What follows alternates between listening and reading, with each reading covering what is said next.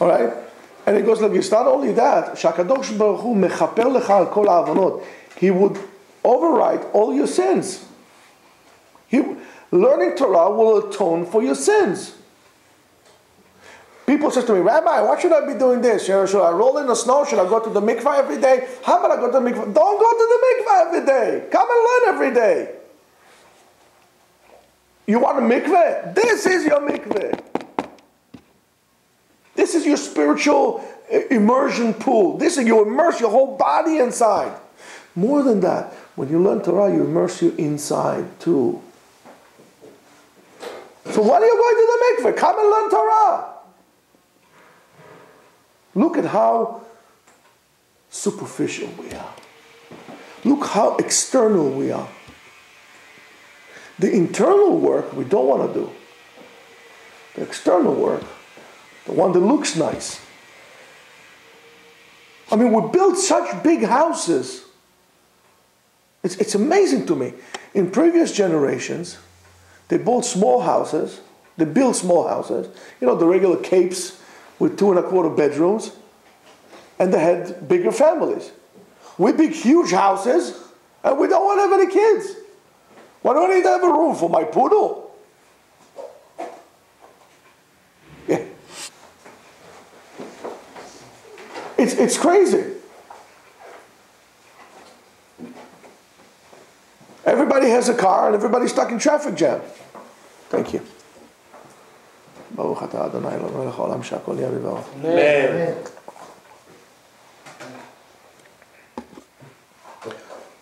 And it says, "Velo," and not only that, "Umatkinim lo kama kisaot le'olam haba," and they establish for you even more than that, places to sit, so-called in olam haba.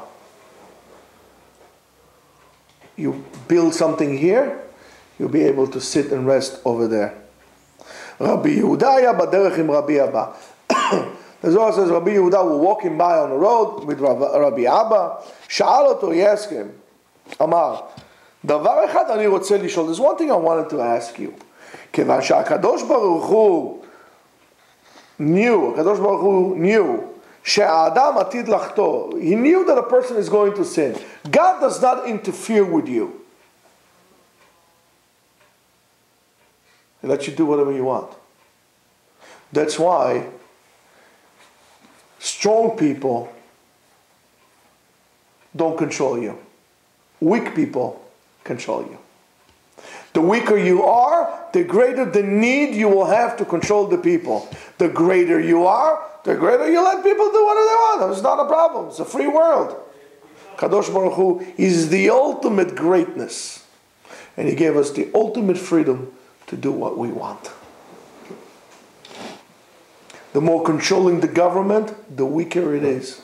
The stronger the society, the more free society will be. Society becomes more controlling, it's a sign of weakness. So instead of creating more rules, enhance your society. See, why is society going weaker? And fix it. Don't make more rules. Because then they'll break them. And he knew that Kadosh Baruch Hu knew that man is going to sin, and he's going to cause death to him. That because of man, Adam HaRishon, first man, sin, he's going to cause him, curse him, that he's going to have this. So why did He create him to begin with? V'arei Torah, and the Torah was created 2,000 years before the world was created. V'katuv b'Torah Adam ki yamut ba'ol. It says already in the Torah that a person should so-called die in a tent. So before man was created, it was already predetermined that he's going to die. So it's not fair. It says Ish ki yamut vayamit vayechi ploni vayamut, and he lived and he died and so on and so forth. What did HaKadosh Baruch Hu wanted from men in this world? I mean, you're going to learn day and night Torah. Guess what? You're going to die. ואם אינו עוסק בתורה, and if he doesn't learn Torah, also going to die. Everybody dies. ודרך אחת לכולם. And it's the same way to all. חוץ ממה שהחוטא נפרש מהעולם ההוא. A person who is a sinner is being separated from that world. He doesn't get the world to come. אבל בעולם הזה, in this world, they're all equal. כמו שאתה אומר, כתוב, כחוטא.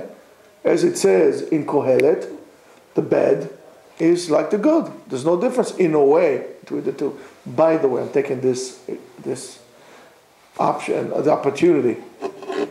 Kohelet, Ecclesiastics, is one of the great books of faith. On the surface, on a superficial level, it looks like a very depressing book that might be doubting the core of Emunah. Wow, God is not the fairest. And if you think so, you could not be more wrong than that. Because we only read the beginning and we don't bother to pay attention to the end. So if you want to know what the Emunah is all about, read Kohelet. Read Perush Rashi on Kohelet. It's a masterpiece. It's a masterpiece. And it goes like this. אמר לו, דרכיו של אדונך וגזרות של אדונך, מה לך לטרוח בהם? Whatever הקדוש ברוך הוא, he answered him, whatever הקדוש ברוך הוא decree to do this, or to do, what is there for you to bother yourself with? מה שיש לך רשות לדעת ולהסתכל, שאל. Whatever it is giving to you permission to look at, to contemplate on that you ask. ומה שאין לך רשות לדעת, and for whatever is not giving you permission, it says, אל תיתן את פיך לחטוא את בשריך. Don't allow your mouth to sin against your body, against yourself. In other words, it's not within your jurisdiction. What do you care? What is it of your business? There's certain things, you learn from here something, and we need to accept it, that we don't have to know everything. You can try to learn as much as you can, but there are a lot of things that it's not time for you to ask. When you get to Shammai, you can ask. Right now, you can't. And it says, כי דרכיו של הקדוש ברוך הוא ונסתריו סתרי עליון, שהוא שטן וגנז. The secrets of HaKadosh Baruch Hu, those things everybody wants to learn, Kabbalah. HaKadosh Baruch Hu put it in a secret like this. If he wanted to reveal it to you, he would reveal it to you. The same thing as the Rambam refers to many legends, the so-called, that we say in the Gemara. All the Agadata that it says in the Gemara. You know, there's like things that, he says, I don't know, it doesn't make sense. What is this? Guys are hallucinating or something. No. The Rambam explains the following. There are many different ways to say certain things. I can say it straight in the open. You dress nice. Right? It's out in the open. So that was meant to you to give you a message. And then there is Bedrush, I can tell you something, you should understand from it, and so on and so forth. And there is the Inyan of Agadah, and there is the Inyan of Sod. If you understood the message that the Gemara wants to give you, the analogy, okay, so you understood it. Good for you. It was said it for you. It was said it in such a way for you to understand. And if you didn't understand it, guess what? You weren't supposed to know it.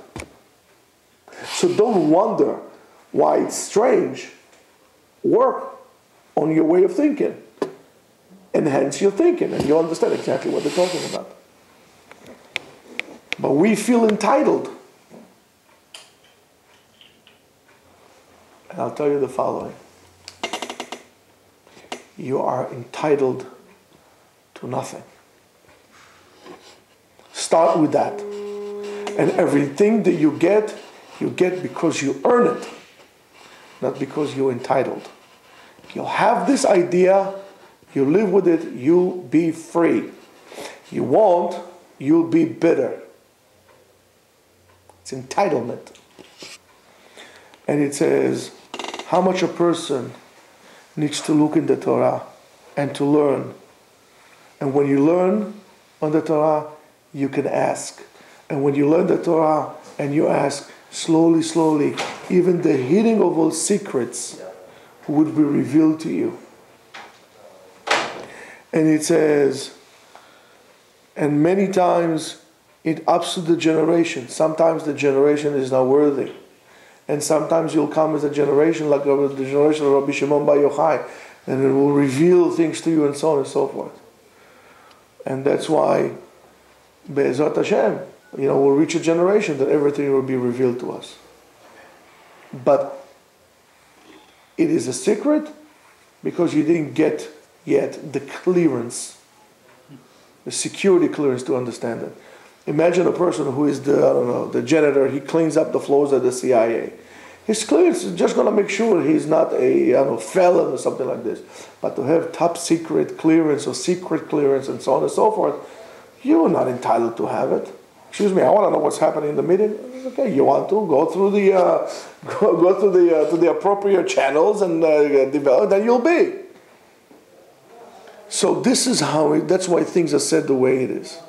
Now, how is a person supposed to learn Torah? And I want to clear something up that many people sometimes are mistaken by.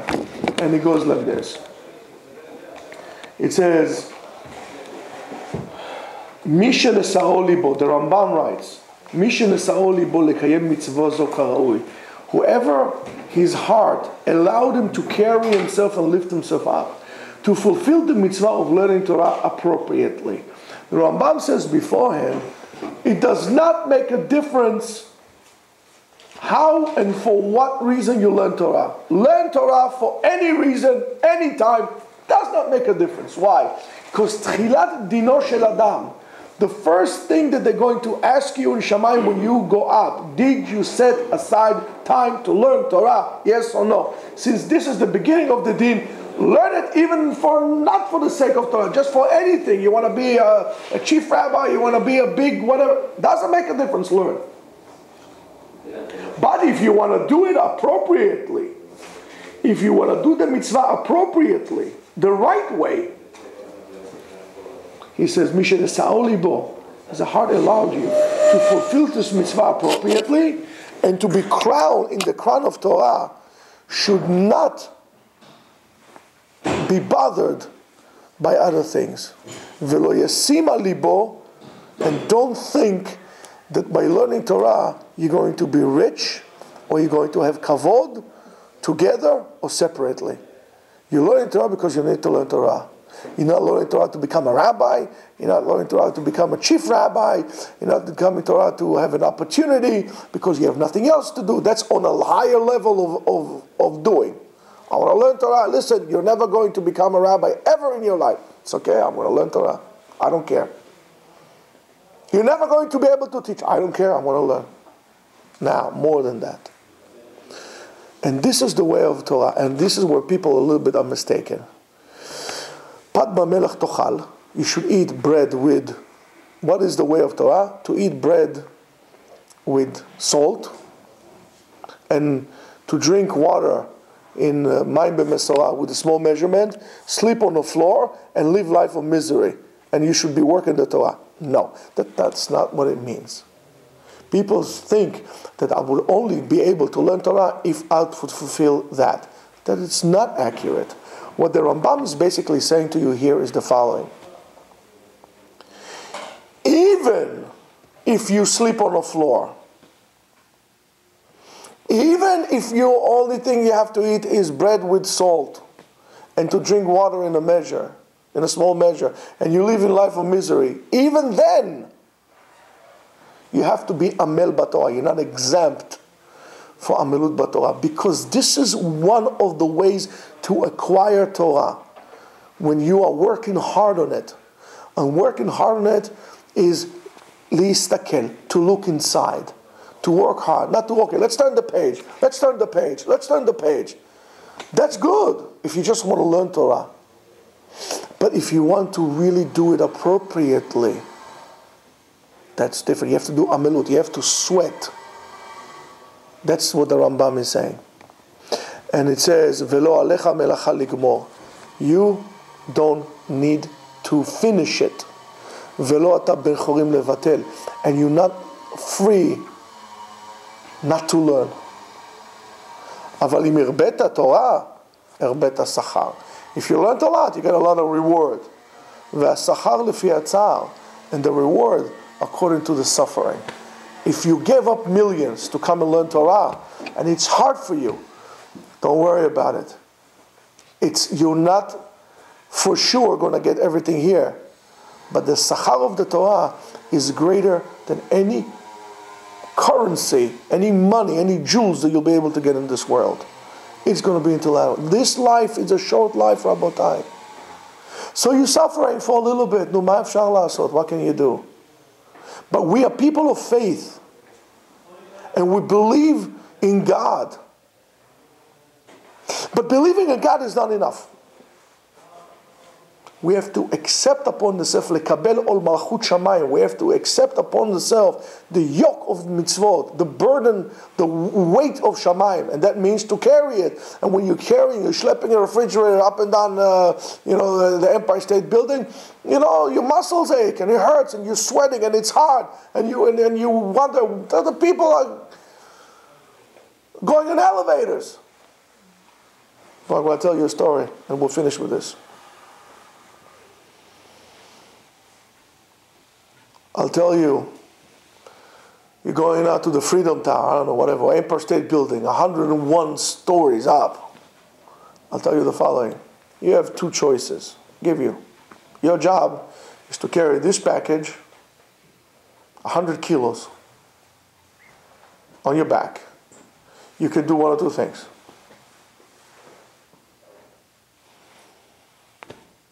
Take it in the elevator, and you give it to me when you get up. Or you can carry it on your shoulders, and it's yours. And you go up, you say, okay, I'll carry it, I'll take it. And you go up and you carry, and a step after step, and your cramps, and your legs are shaking, and your back, and you're sweating, and this thing is ripping into your skin, and you're saying, okay, if the Green Berets can do it, I can do it too. I can do it. I can, one step after the other, and you go up, and you go, phew, you get to the top, boom, it falls down. The guy comes to you and he says, that's yours. Open it. And you find 100 kilos of pure gold. Was it worth it to carry it up? Or you should have taken the elevator and then give it away? That was your job, to carry it. Nobody would offer you or guarantee you easy ride. But lefum tzara agra, according, the longer the road, the harder the road, the greater the reward. That's the way it is. And that's true to anything else in life. If it didn't work hard for it, you're not going to appreciate it. And that's true to anything, any skill. If you want to be good at something, you have to know you have to sacrifice time. You have to get blisters on your fingers. You have to make your fingers bleed. But then you're going to learn how to play the guitar. You're not going to learn how to play if you're going to buy a guitar in 5 minutes and put it to the side. If you want to be a martial artist, you have to do it when through rain, shine, and snow, your muscle will hurt, and one day you'll become one. In anything else, it's like that. And that's the problem of our generation. Everything, it comes out quick, comes out fast, without any investment, with any hard work. And that's why marriages fall also. There are no more virtues in our society. Everything is easy. And that's why men don't appreciate their wives, and so on and so forth. So our job is to be amilim b'Torah. Adam la'amal yulad. A man was created to work. What kind of work is left to you to determine? You amilim b'Torah or amilim b'avodah? What do you want? Whichever one you want, you choose. If you feel that you can do that, you have to go to work. The person needs to go to work. He needs to make money. But you don't get a waiver from learning Torah. You have to set a time, regardless of how busy, wealthy you are, to sit down and learn Torah. This will give you a sachar ba'olam hazeh, will give you a sachar reward ba'olam haba, and this will give you a sachar when you're going to be sitting down with your grandchildren, and you're going to remember me, because I'm going to be way gone. And you're going to remember me, and you're going to look at your grandchildren, and you're going to tell my words to your grandchildren, so their grandchildren can still be doing the same thing we're doing. Being a Jew is not a lifestyle we choose. Being a Jew is a torch that we were handed, and we make sure that we have somebody to hand it to, and that the torch is still lit. And this is the eternal light that we have. Be'ezrat Hashem, HaKadosh Baruch Hu should shed on us all tamid, bracha ve'atzlacha to all. Amen. Ken Yeh Ratzon. Amen.